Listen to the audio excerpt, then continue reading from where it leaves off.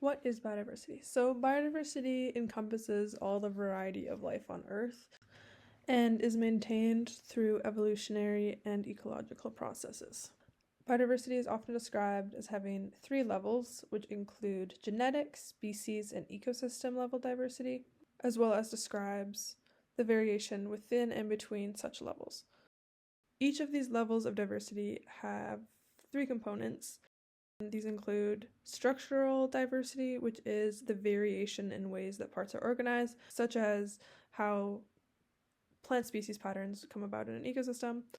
There is functional diversity, which are the processes carried out at the different levels, such as like nutrient cycling of nitrogen or phosphorus. And finally, there is compositional diversity, which is the number of individuals at a given level, such as the number of individuals in a certain species. So now looking at species richness, which is the actual amount of species in a community, versus species diversity, which is the amount of species that are present, as well as accounts for each species' relative abundances. As you can see in this example, both communities have 4 species, therefore their species richness is the same, but the abundances of the species is different, with the diversity being higher on the right than the left. Victoria's coastline is one of Canada's most biodiverse, but also threatened regions. Urban development and shoreline degradation have reduced much of the native coastal Douglas fir ecosystem that's once thrived here.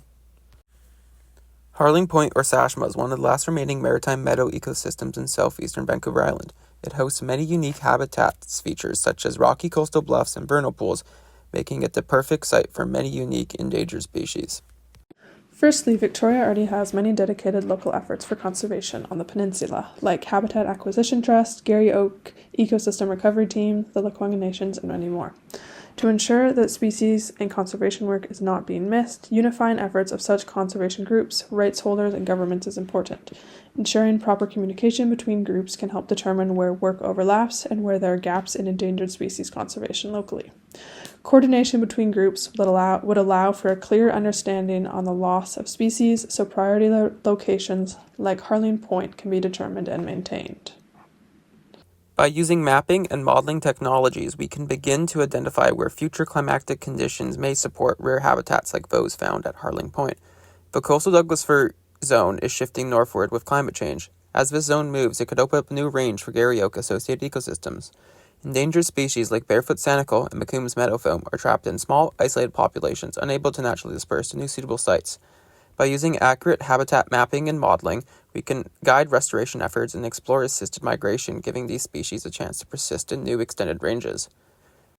There still remains a significant gap in research. Most climate envelope modeling focuses on climax forest ecosystems for forestry, while open habitats such as maritime meadows and Garry Oak associated ecosystems are rarely included.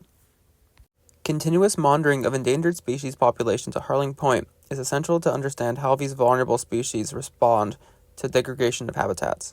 Detailed datasets allow researchers and restoration teams to track population trends over time and identify the status of species who are most at risk.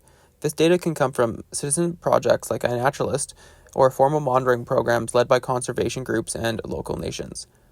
Monitoring also helps to determine the impacts of major threats to critical habitats, such as invasive species like Scotch broom and Canada geese, increased storm surges leading to degrading shorelines, and habitat fragmentations caused by urban encroachment. By comparing current observations with long-term data, we can understand how populations of threatened species in Harling Point ecosystem are changing and focus restoration efforts to where will make the greatest impact.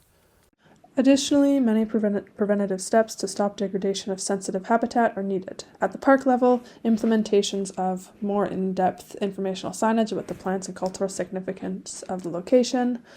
2, better designated paths within the parks to decrease trampling. 3, enforcement for no off-leash dogs. 4, increased fencing around areas that have endangered species. 5, educational outings to get people out on the land. Such actions would help to ensure the conservation of places like Harling Point. More citywide solutions could include protecting important habitat from further development, having invasive removals, and banning invasives from being sold in local stores, as well as providing incentives for community members to shift from lawns to more native gardens.